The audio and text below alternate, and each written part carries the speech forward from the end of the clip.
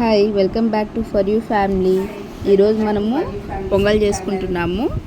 దానికి కావాల్సిన ఇంగ్రీడియంట్స్ బియ్యము, పెసరపప్పు, 2 గ్లాసులు బియ్యము, 1.5 గ్లాస్ పెసరపప్పు మనం ముందుగా నానబెట్టుకున్నామండి. ఒక హాఫ్ ఎన్ అవర్ నానబెట్టుకోవాలి.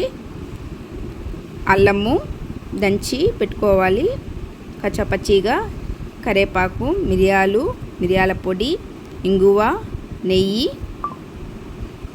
జీలకర్ర ఇవన్నీ తీసుకొని మనము ముందుగా స్టవ్ పెట్టి కుక్కర్ పెట్టుకున్నాము. స్టవ్ వెలిగించుకొని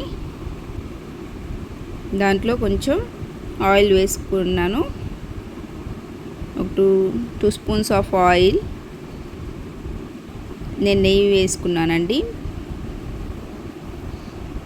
నెయ్యి వేసుకుంటే బాగుంటుంది టేస్ట్, సో దానివల్ల నెయ్యి వేసుకున్నాను. ముందుగా జీలకర్ర,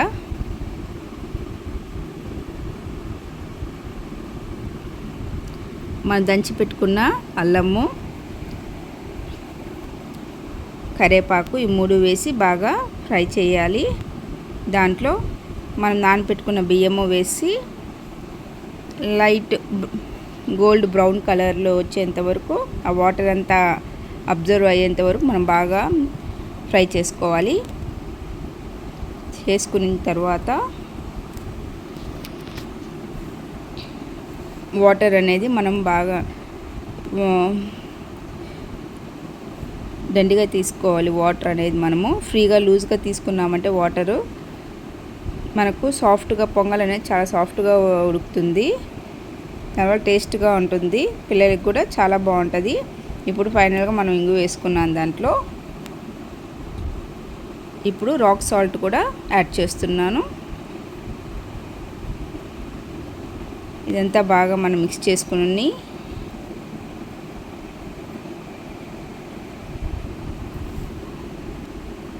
ఇప్పుడు మనము pepper powder, 1/2 table spoon of pepper powder mix చేసుకుంటున్నాం.